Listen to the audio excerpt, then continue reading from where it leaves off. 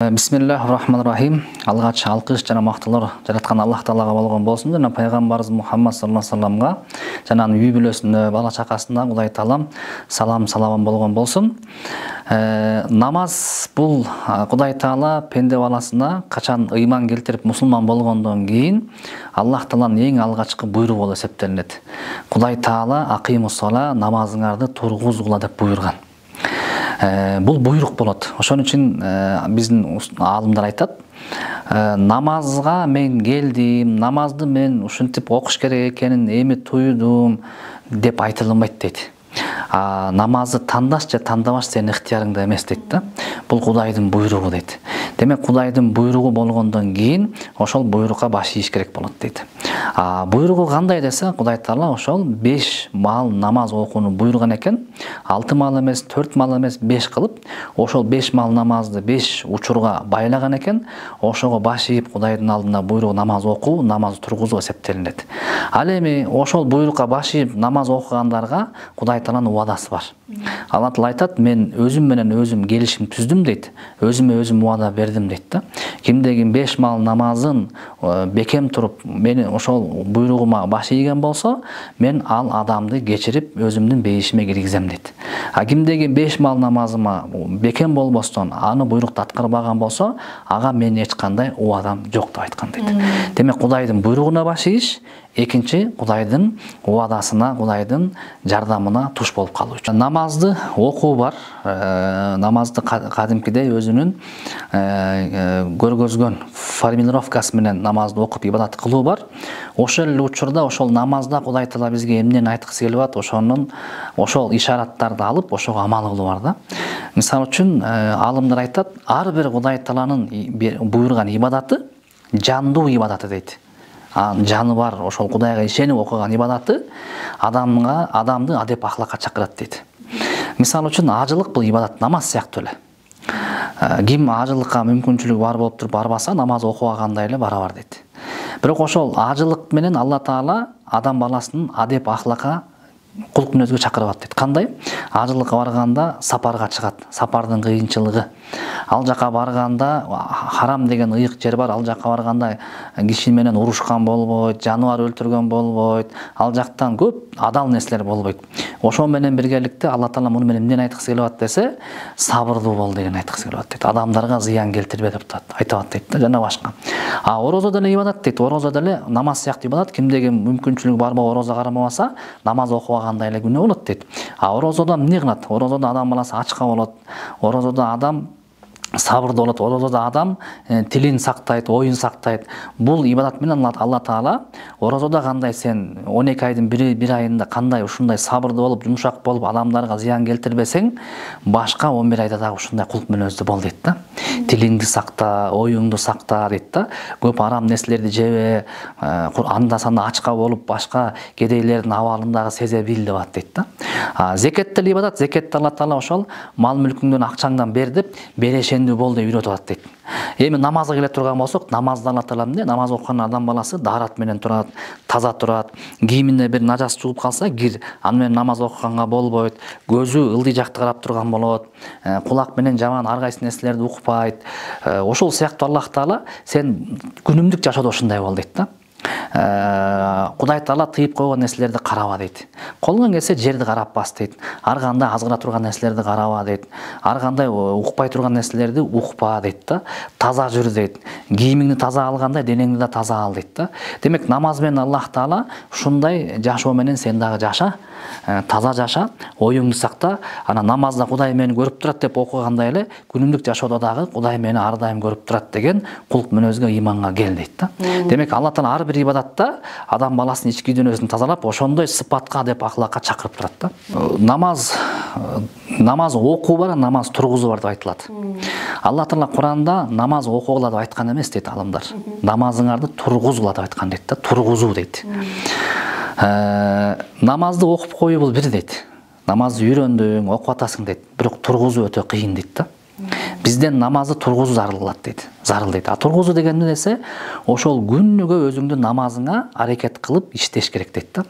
Менин намазым кандай болуп атат, Кудай көрсүн деп окуп атамынбы, алымдар жок дегенде ошол намаздан бир 5 мүнөт, 2 мүнөт эртерээк келип отуруп, телефондордун баарын өчүрүп, анткени мындай экен да, адам баласынын мээсичи. Азыр бир нерсе кылды, башка ишке барганда ошол кылган нерсеси 3 мүнөт, 4 мүнөт ээрчип келет дейт да. Мисалы үчүн адам маршруткага түштү дагы бир музыка угуп баратат, анан музыка угуп маршруткадан түшүп, базарга барганга ошол музыка калып калат экен да. Же болбосо бирөө менен сүйлөшкөндөн кийин ар жака барганда 5-4-3 мүнөт ошол ээрчип барат экен. Анан сен дароо эле келе калып телефонду өчүрө калып намаз окуй калма дейт. Колуңдан келсе ошол 4 мүнөт, 5 мүнөт жана ойдун баарын таштап, Кудайды эстеп, Кудайды зикир кылып туруп намазды башта дейт. Ар дайым намаздын алдында Кудай мени көрүп турат. Кээ бир алымдар айткан жери бар. Намаздын алдында турганда, алдыңда ошол бейиш менен тозоктун ортосун бөлүп турган сыраат көпүрөдө турам деп элестет дейт да.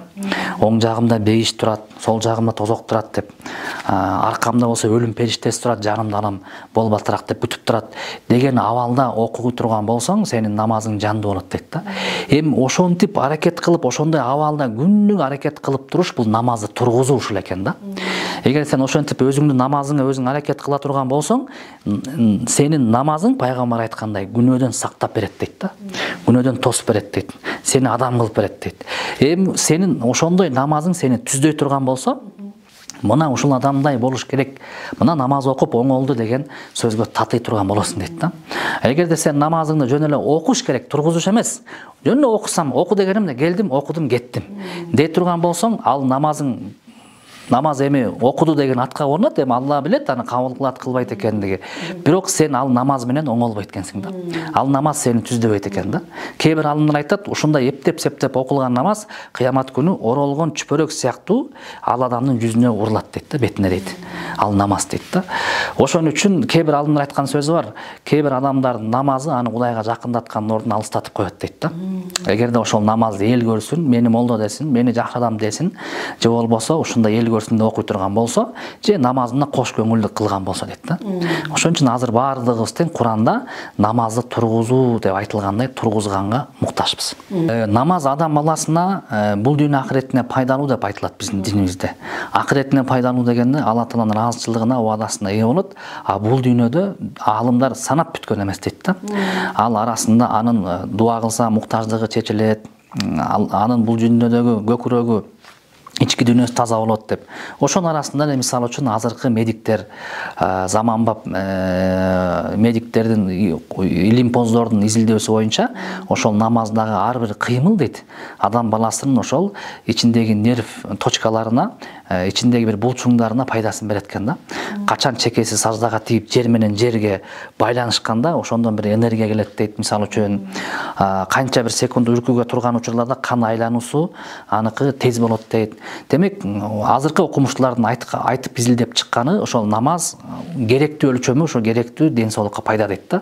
Бирок эми азыркы окумуштуулардын ойлоп тапканы, бирок кийин дагы окумуштуулардын, илимдүүлөрдүн, илимпоздордун илими өрчүй турган болсо, мындан да көп пайда табуусу толук ыктымал да. Анткени бул намаздын канчалык бизге пайда экендиги бул дүйнөдөгүсү толук изилденип бүтө элек.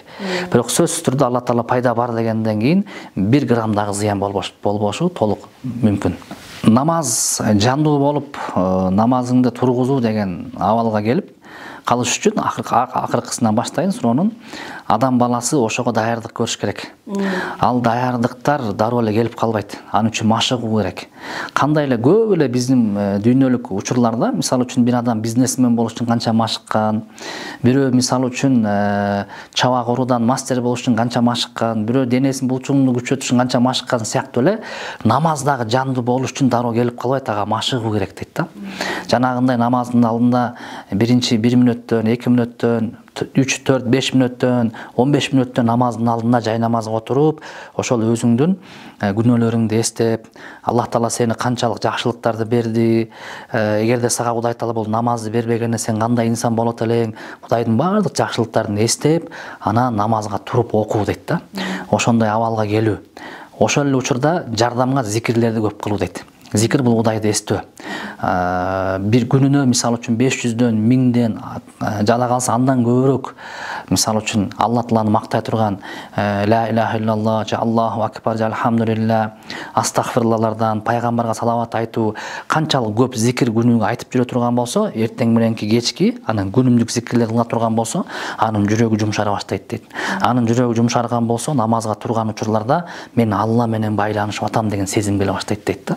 Качан сен күнү түнү дүйнө менен жүрөсүң, анан бир 5 мүнөт келгенде намазга турган учурларда келип калышы кыйын дейт. Ошон үчүн сен мындай жашоодо зикирди көп кыл дейт. Куранды көп оку дейт. Мисалы үчүн намаздын алдында бир аз болсо да келип ой жүгүртүп туруп намазга тур дейт да. Анан намаз тууралуу хадистерди, баяндарды жакшылап угуп тур дейт да. Адам баласы өзү ушундай экен, бир нерсени угуп кызыкканда гана ошол күчөйткөн да. Ошон үчүн үйлөрдө таалимдерди окулуп, мисалы үчүн намаздын пайдалары, намаздын фазилеттери деген бар, ошолорду окуп угуп туруу зарыл болот экен. Ошентип адам баласы орусча айтканда снабжение деп коет. Ошонун көкүрөгүн ар дайым күнүгө ошо менен алагда кылып турган болсо, ошол 5 мүнөттүк намазына жан кирет экен да. Ал эми намазды кантип каза кылбаш керек дей турган болсок, пенде баласы, Алла пайгамбар хадисте дейт, пенде инсан ката кылуучу дейт. Адам ката кылат дейт.